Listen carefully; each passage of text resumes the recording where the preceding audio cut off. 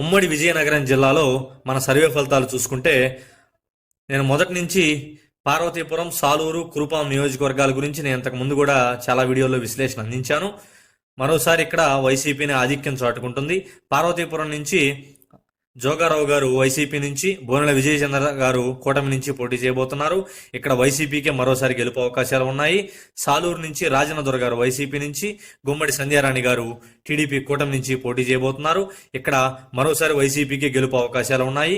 కురుపాన్ నుంచి మాజీ మంత్రి పుష్పశ్రీవాణి గారు వైసీపీ అభ్యర్థిగా, తొకాయి జగదీశ్వరి గారు కూటమి అభ్యర్థిగా పోటీ చేయబోతున్నారు. ఇక్కడ మరోసారి వైసీపీకే గెలుపు అవకాశాలు ఉన్నాయి. తర్వాత బొబ్బిలి నియోజకవర్గం నుంచి చినప్పల్ నాయుడు గారు వైసీపీ అభ్యర్థిగా, బేబీ నయన్ గారు కూటమి అభ్యర్థిగా పోటీ చేయబోతున్నారు.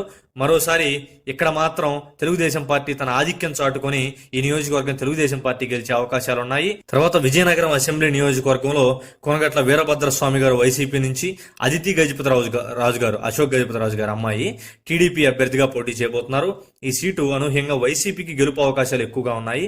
దానికి కారణం వైసీపీ ప్రచారంలోనూ ముందుగా ఉంది. ఒక లెవెల్కి దిగి మరీ వాళ్ళు ఏ స్థాయికైనా వెళ్ళి ప్రచారం చేయగలరు. కానీ అశోక్ గజపతిరాజు గారు వాళ్ళు సంస్థానాధీశులు, వాళ్ళు ఒక లెవెల్కి దిగి ఒక స్కేల్ ఆఫ్ లెవెల్కి మాత్రమే పరిమితం అయ్యారు ప్రచారంలో. కాబట్టి ఆ సీటు వైసీపీకి గెలుపు అవకాశాలు ఉన్నాయి. తర్వాత శృంగవరపుకోట నుంచి శ్రీనివాసరావు గారు వైసీపీ అభ్యర్థిగా, కోళ్ళ లలిత కుమారి గారు టీడీపీ అభ్యర్థిగా పోటీ చేయబోతున్నారు. ఎస్కోటని ఈసారి తెలుగుదేశం పార్టీ కైవసం చేసుకోబోతుంది. తర్వాత చీపురుపల్లి మాజీ మంత్రి బొత్స సత్యనారాయణ గారు ఇక్కడ వైసీపీ అభ్యర్థిగా, కళా వెంకటరావు గారు సీనియర్ నాయకులు తెలుగుదేశం పార్టీలో టీడీపీ అభ్యర్థిగా పోటీ చేయబోతున్నారు. ఈ జిల్లాలో అందరూ హోరాహోరీగా చూస్తున్న నియోజకవర్గం ఇది. ఈ రోజున లెక్కల ప్రకారం అయితే స్వల్ప ఆధిక్యంలో టీడీపీనే ఉంది. ఈ ఆధిక్యం పెరిగే అవకాశాలు అయితే కనబడుతున్నాయి.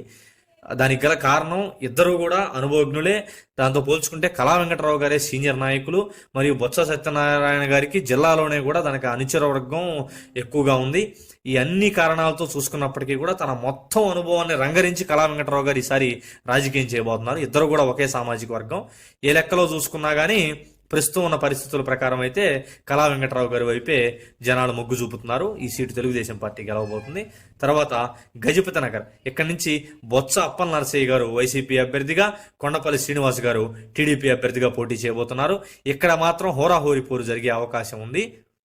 ఒకవేళ ఇలాగే కానీ ఎలక్షన్ జరిగి ఇద్దరూ కూడా రాబోయే 2 రోజుల్లో మంచిగా పోల్ మేనేజ్మెంట్ చేసుకోగలిగితే ఈ సీటు తెలుగుదేశం పార్టీ వైపు మొగ్గు చూపే అవకాశం అయితే ఉంది. తర్వాత నెల్లిమర్లలో అప్పలనాయుడు గారు వైసీపీ అభ్యర్థిగా, లోకన్ నాగమాధవ్ గారు జనసేన పార్టీ అభ్యర్థిగా పోటీ చేయబోతున్నారు కూటమి తరపున. ఇక్కడ మాత్రం కీన్ కంటెస్ట్ అనేది ఉంది.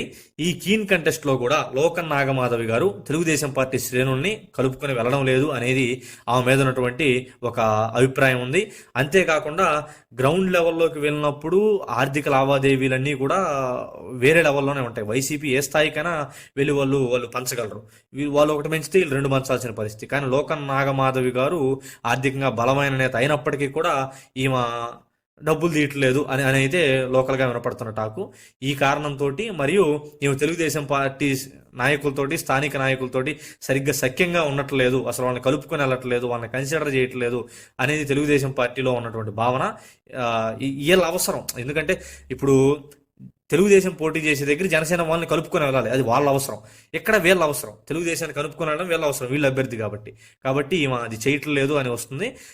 ఆ కారణంతో ఇక్కడ కీన్ కంటెస్టే ఉంది. ఇలాగే కానీ ఆమె కొనసాగితే నెక్స్ట్ 2 రోజులు కూడా పోల్ మేనేజ్మెంట్ చాలా కీలకం. అది చేసుకోలేకపోయినా ఇలాగే కొనసాగితే ఈ సీటు వైసీపీకి వెళ్ళిపోయినా ఆశ్చర్యం లేదు. ప్రస్తుతానికి మాత్రం హోరాహోరీ.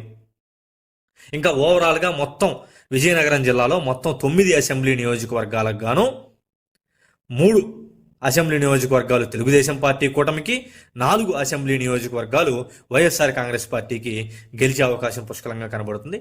2 మాత్రం హోరాహోరీగా ఉన్నాయి.